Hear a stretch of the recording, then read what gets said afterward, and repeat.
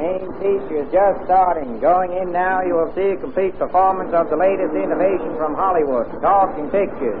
Don't miss the opportunity to hear as well as see your favorite movie star. Going in now, you will see a complete... Well, that settles it.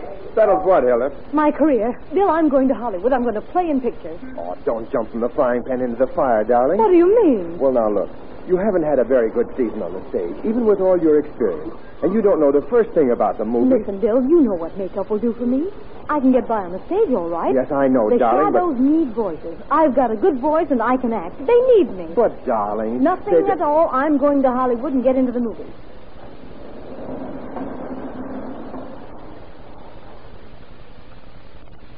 Today's radio play, Beauty, is based on a most interesting story taken from the pages of next Sunday's issue of the American Weekly, the magazine distributed with all Hearst Sunday newspapers from coast to coast.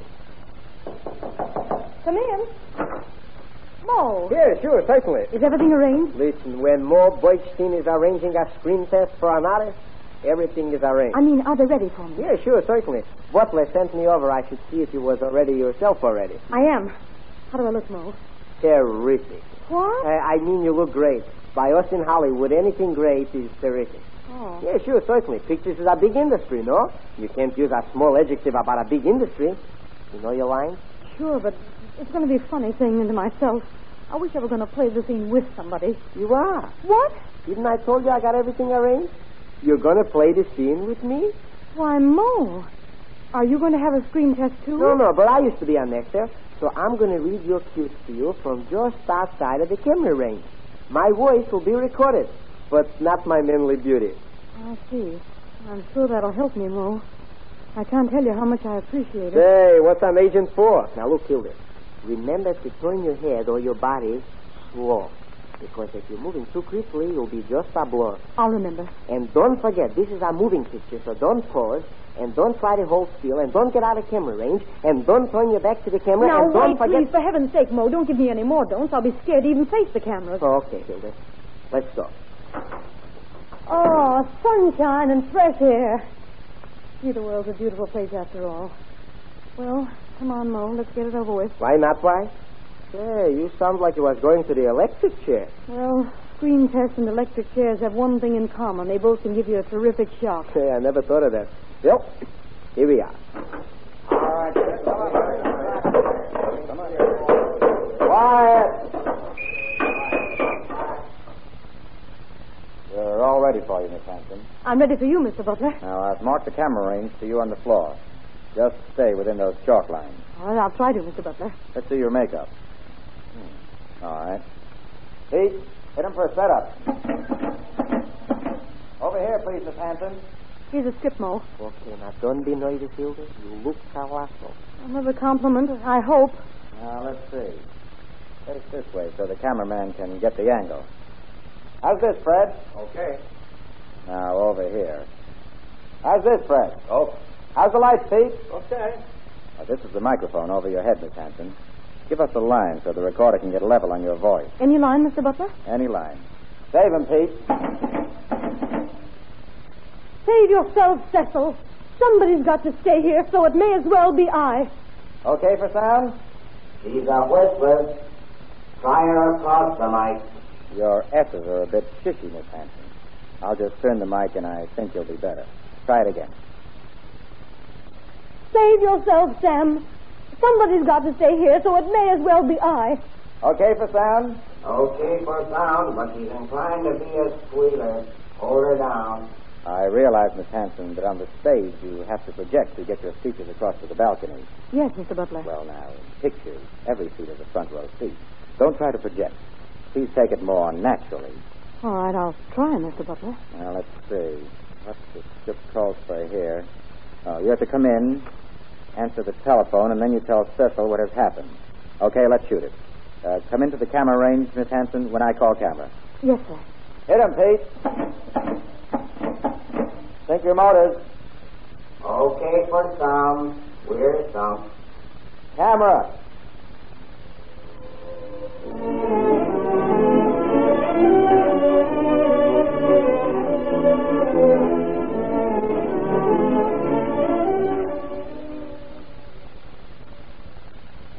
Hilda? Hilda? Why, Bill, when did you get to Hollywood? Well, I just hit town. Oh, I'm awfully glad to see you. This is a surprise. Well, they told me you were here at this studio, so I dashed right over. You're just in time. Yeah, for what? I made a screen test a few days ago, and my agent and I are going over to projection room 10. We're going to run it off. I'm dying to see myself. Well, you haven't seen yourself on the screen yet. No, it took a few weeks for Mo, that's my agent, to make the right contact for me. Well, thank goodness. When I didn't hear from you for so long, I thought you'd forgotten me. Oh, Bill. That's why I came on to the coast. Well, you're a dear. Of course I haven't forgotten you. Oh, good. But there wasn't anything to write to you until I'd had my screen test to show the producers. Hilda, you said I was just in time. Yes. You meant to see the test, but you said more than you realized. I am just in time to save you. Save me? What are you talking about? Darling, please don't go in there and see that screen test. Why not? If you love me, you won't. Bill, you aren't serious. I was never more serious in my life. Hilda, when you wanted to go on the stage, I didn't say anything. No? I thought you'd get it out of your system in a season or two, but you didn't. And now you've got the movie bug. Oh, don't let it get you, honey.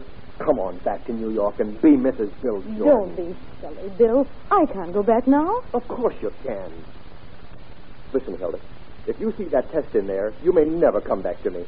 What difference can a screen test make in our love? It isn't that test, darling. It's what will happen afterwards.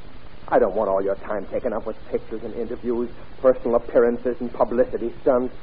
Oh, what kind of a home life do you think we'd have? You want me to give up my career just as I'm starting it? Yes. Why, it's like knocking a cup of water from the parched lips of a man dying of thirst. No, it isn't, Hilda. That's a case of life and death.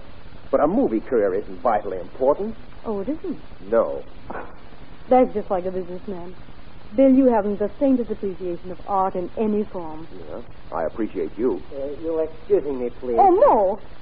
Are you coming inside with me, Hilda? Mo, this is Mr. Jordan. My agent, Bill, Mr. Bernstein. Well, how do you do? Pleasing to meet you, Montel. I'll be waiting inside for you, Hilda. All right, Mo. Hilda, if you go in there and see that test, things can never be the same between us. Of course they can, darling. Well, how can they? What's to prevent my having my career and you too? I shouldn't sign any contract prohibiting marriage. Well, that's very thoughtful of you, Hilda, but it won't work. Hilda, the operator's waiting to run the test. Listen, I won't become Mr. Hilda Hanson, even for you. Well, if that's the way you feel about it, Bill, I guess that settles it. Goodbye. Oh, all right. Okay, by me. Goodbye. Sorry to have to break up the party, Hilda, but you know how these union boys are. That's all right, Mo. Here, now, sit down in that big armchair, Hilda. Hey, don't you wish the seats in theaters was like this? All right, Montel. Let's be jealous and gallop. Say, isn't Mr. Butler coming over? Well, he's busy, they said. You come, Hilda. Is that me? Yeah, sure, certainly. That's you going to the front. Now, listen. Hello? Yes, this is Miss Mildred Brown. What? Oh, no. Yes, thanks for the warning. Good girl, Hilda. You remember to turn slow. Was that my voice? Is that really me up there? Yeah, sure, certainly. I can't believe it. Watch the scene and listen. Talking you can do after. Cecil, What is it, Millie? the river's rising. The town will be underwater in another hour or so. That's awful. You got to go, Millie, quickly. There isn't any time to be lost. You go, Cecil. I'll stay. Save yourself, Cecil. Somebody's got to stay. It may as well be I. Don't be a fool, Millie. It's a man's place to stay. Stop. Stop the film. Hilda, what's the matter? Operator, stop that machine. This is awful. Will that be all for today? Yes, Montel. Okay. Don't take it like that, Hilda. Screen tests is never like real pictures. They're a little bit rough. You're telling me. Oh, Mo, do I really look as terrible as that? Well, you got there a couple angles that have to be smoothed out. My whole face looks like one angle after another. And my nose. Oh, I'm glad Mr. Butler didn't come over. Oh, Butler's seen the test already. Oh, that's why he didn't come over. He said he was busy. Well, I guess I'm not for pictures, Mo. Listen, Hilda. We've got here plastic surgeons in Hollywood that can make you over so that even your own mother wouldn't know you. That is, if you really want to get into pictures. Want to? I've got to get into pictures. Take me to your plastic surgeon, Mo. Give me beauty or give me death.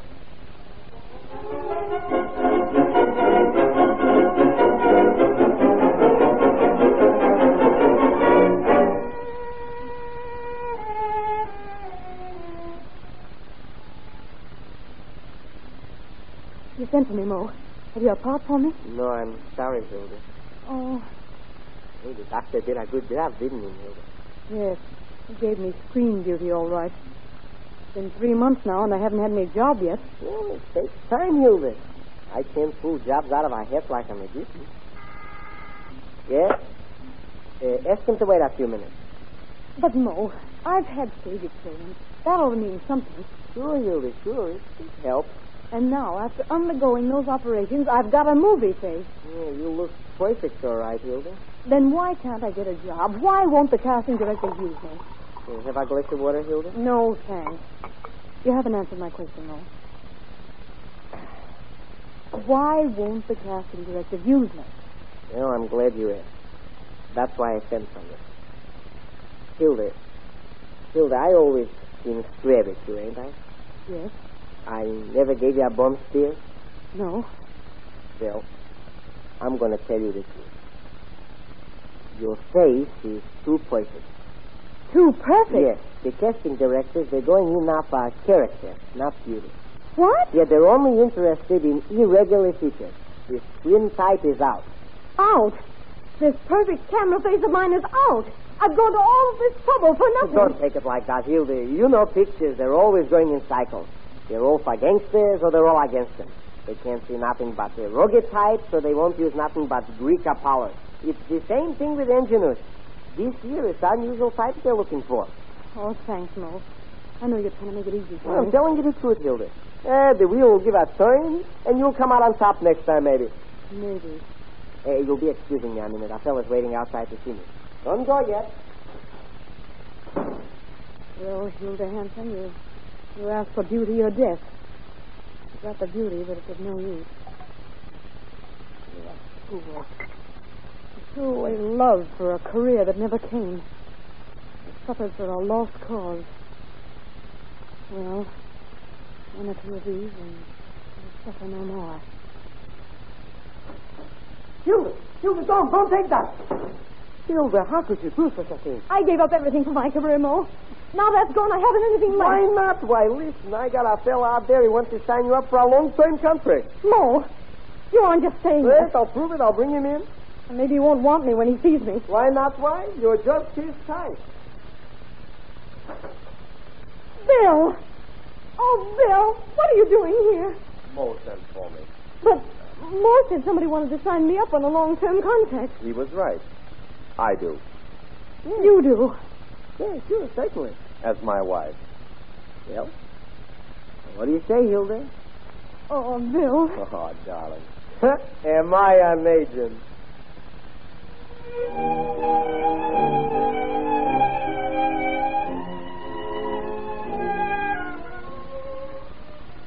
The dramatization you have just heard was suggested by one of the many interesting stories to be found in next Sunday's issue of the American Weekly, the magazine distributed with all Hearst Sunday newspapers from coast to coast. This is Wentworth announcing and turning the microphone over to your own announcer, who has a message of real interest to all of you.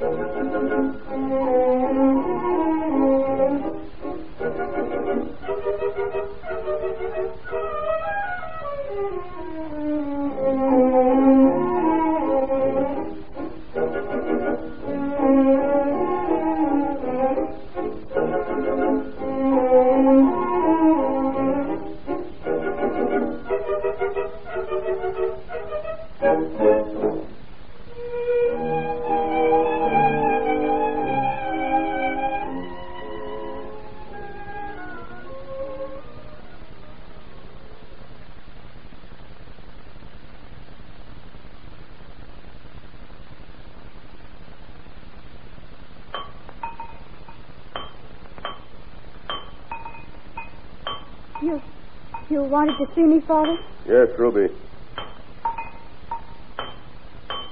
Well? I hear you went to the amusement park last night with a young man. Is that so? Yes. So, you act as if you were the daughter of a nobody, instead of the only daughter of the best blacksmith in the country.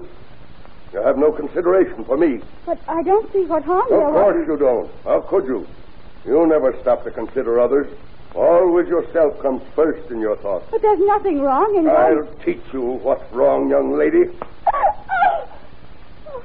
Don't you ever let me hear of any such goings-on again, or I'll give you my fist instead of my open hand. You stay away from the boys. No daughter of mine's going to get into trouble. You hear? You stay away from the boys.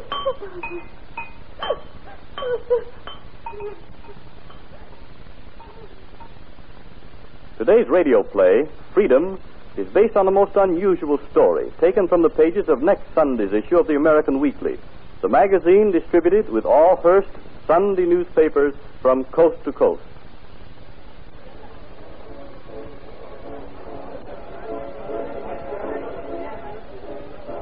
Oh, Frank, I shouldn't have come here again. Don't be silly, Ruby. What's the harm? That's what I asked Father, and he...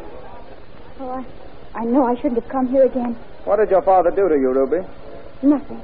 Ruby, he didn't strike you. Not with his fist. He only slapped my face. Oh, the beast. A great hulk of a man striking a girl. There's no use getting excited about it, Frank. This isn't the first time. You mean he's hit you before? Yes. I'll kill him. No, somebody may hear you. I don't care if they do.